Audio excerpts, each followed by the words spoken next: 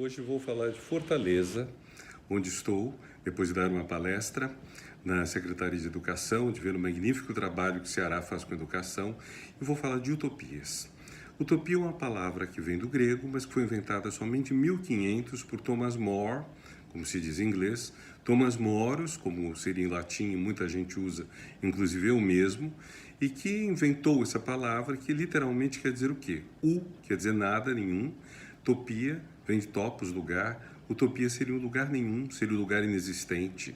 Daí então que haja no livro do Thomas Moros, que sai em 1515, um lado que você não sabe se ele está falando para valer, se ele está descrevendo para valer uma sociedade ideal, maravilhosa, incrível, na qual não existe miséria, não existe infelicidade, não existe nada disso, porque não há propriedade privada, se ele está falando isso para valer ou se ele está falando isso como um exercício de estilo, coisa que os renascentistas com frequência faziam.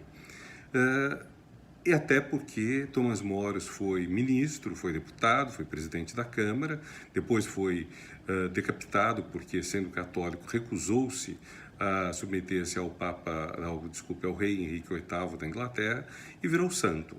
Então, em todo o resto da obra de Thomas Moros, como ministro, como político, como escritor, não há nenhuma ideia de acabar com a propriedade privada, somente na utopia. Então, será que ele escreveu isso tudo para valer? Será que ele escreveu isso pensando seriamente em acabar com a propriedade privada? Mas o fato é que o livro foi lido para valer, o livro foi lido a sério.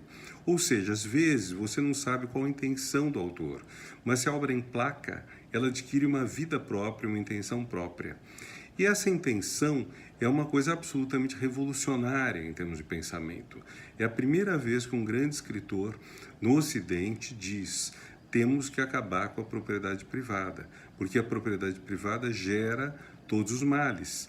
Ela é fonte da ambição, ela é expressão da ambição, ela cria uma desigualdade social gritante, os pobres são expulsos do campo, são expulsos das terras comunais que eles cultivavam. Comunais quer dizer, cada um podia levar os seus animais para pastar, cada um podia plantar alguma coisa numa terra que pertencia a todos, no município.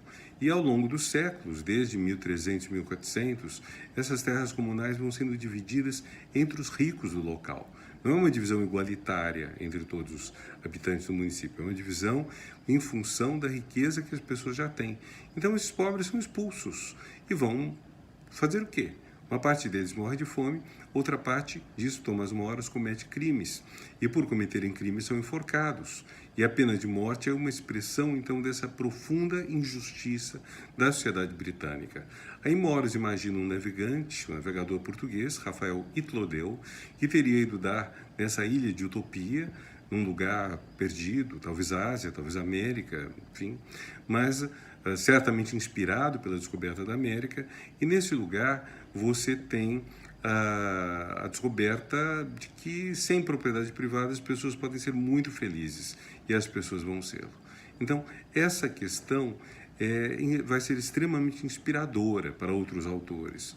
Rousseau vai falar mal da propriedade privada, vai dizer que ela é fonte dos males. Rousseau vai enfatizar o amor próprio, a vaidade, vai enfatizar os danos psíquicos que a propriedade privada gera.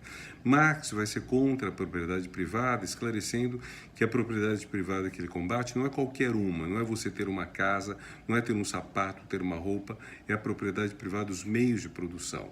Simplificando, seria a propriedade privada das empresas, daquilo que é maior, daquilo que produz.